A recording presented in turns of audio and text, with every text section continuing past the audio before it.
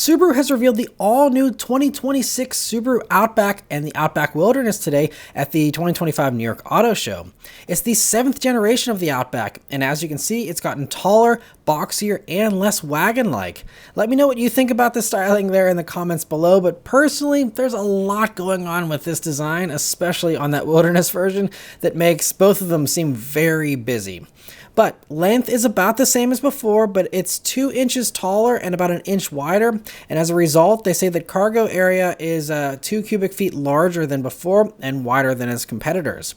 That may be true, but eyeballing it, competitors like the Hyundai Santa Fe still seem to offer a bit more cargo space. We'll have to wait till we do a full review to truly say, but the Outback's taller roofline also provides more front and rear headroom, and the seats are more comfortable as well, they say now, and now include a thigh support on the driver's seat, which is a nice touch.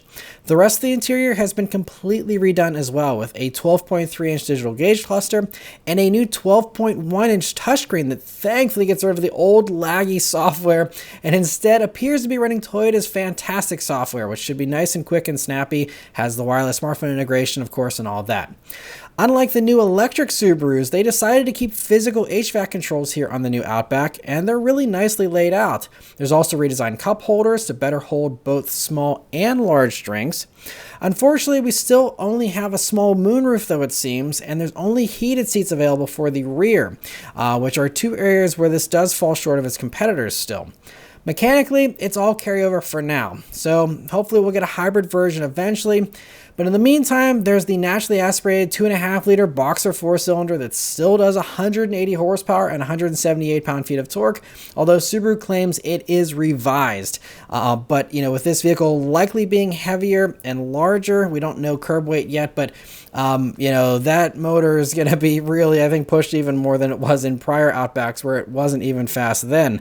But it still runs through the same CVT transmission to the symmetrical all-wheel drive system, of course, and the XT models make a return, and that 2.4-liter Boxer 4 still does 260 horsepower and 277 pound-feet of torque, and that motor is also standard in the Wilderness again.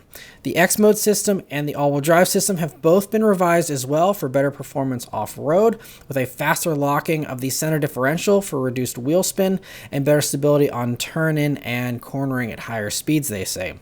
Another handling improvement is that it gets the WRX's dual-pinion electric power steering rack for more direct steering. Ground clearance is 8.7 inches for the regular Outback and 9.5 inches now for the Wilderness version. Other exclusive Wilderness stuff beyond the styling you can see there are electronically controlled dampers for the first time to soften or stiffen the suspension depending on the conditions, and the X-Mode drive mode selector also will influence the tuning of those dampers. It connects to the road through 17-inch wheels and Bridgestone Dueler all-terrain tires. The approach angle goes from 18 degrees to now 20 degrees. The breakover angle goes from 19.4 degrees to 21.2 degrees. And departure angle goes from 21.4 degrees to 22.5 degrees.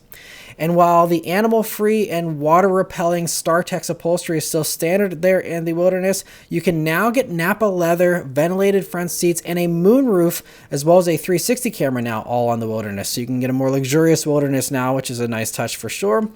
All Outbacks also get raised roof rails that can support 800 pounds of static load, 220 pounds of load when moving, and even 220 pounds of lateral load for the first time, allowing you to hang a heavier thing such as a hammock or a clothesline and a bunch of clothes, things like that.